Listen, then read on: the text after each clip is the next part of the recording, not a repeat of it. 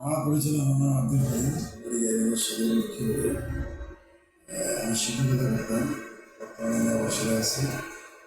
আজ আমাদের জেলা সেই দায়িত্ব পালন করছি। আমরা কি গাইবান্ধা সদর 2 আসনের জামাতে ইসলামের মনোনীত দিতে পারছি। জামাত ইসলামের পক্ষ থেকে আমাকে সদর 2 আসনে এই প্রার্থী মনোনয়ন দেওয়া হয়েছে। যদি আপনি নির্বাচিত হতে পারেন তাহলে গাইবান্ধা পুরো আপনি যেহেতু জেলা দায়িত্বে ছিলেন, গাইবান্ধা জেলা সন্ত্রাস, চাঁদাবাদ, টেন্ডারবাজি এর বিরুদ্ধে আপনি কী কী পদক্ষেপ নেবেন?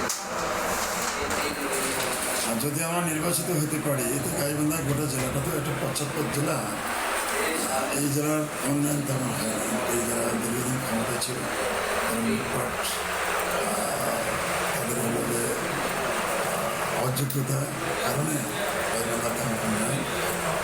আমরা যদি নির্বাচিত হতে পারি গাইবান্ধা জেলার সার্বিক উন্নয়ন সহবাজিটা আপনি বলছেন চাঁদাবাজ টেন্ডারবাজি, আমরা নিজেরা যেমন চাঁদাবাজি করি না, আমরা যেমন সাংগঠনিকভাবে চাঁদাবাজ দলমুক্ত একটা বাংলাদেশ দেখতে চাই। আমরা নিজেরা যেহেতু করি না, আমরা এমপি নির্বাচিত হলে বা আমরা যদি সরকারে যেতে পারি বাংলাদেশ থেকে চাঁদাবাজ টেন্ডারবাজ দুর্নীতি এবং যত অন্যায় কাজ আছে রাষ্ট্রবিরোধী সমাজবিরোধী যত কাজ আছে সবগুলো মুক্ত করতে হবে। চাঁদাবাজ মুক্ত বাংলাদেশ করতে হবে। খাস করে যুবকদের জন্য কর্মসংস্থান করার কী কী উদ্যোগ নিয়েছে? বাংলাদেশে সারা দেশের কথা বলি, যুবকদের যে বেকার সমস্যা বড় সমস্যা। এখানে লক্ষ লক্ষ যুবক যুবতী লেখাপড়া শেষ করে কর্মহীন হয়ে আছে, বেকারত্ব জীবনযাপন করছে। আমরা যদি নির্বাচিত হতে পারি তাহলে রপ্তানিমুখী এবং স্থানীয়ভাবে কলকারখানা নির্মাণ করে বেকার সমস্যাকে সমাধান করবে। এরপরে এখানে আমাদের সেক্রেটারি জেনারেল বলেছেন যে চাকরি ছাত্র জীবন শেষ করার আগে এক হাতে হলো সার্টিফিকেট, আর এক হাতে হলো চাকরি। যদি চাকরি দিতে না পারে বেকার ভাতা দেওয়া হবে। আমরা প্রথম টার্গেট নিব যে বাংলাদেশ থেকে বেকার সমস্যা কীভাবে সমাধান করা যায়। গাজীপুর চট্টগ্রাম আমি বেশ কয়েকজন আমার প্রার্থীদের সাক্ষাৎকার নিয়েছি, প্লাস ওখানকার যে একটা গণজোয়ার দেখা যাচ্ছে, গাইবান্ধায় এইরকম কি গণজোয়ার দেখা যাচ্ছে কিনা?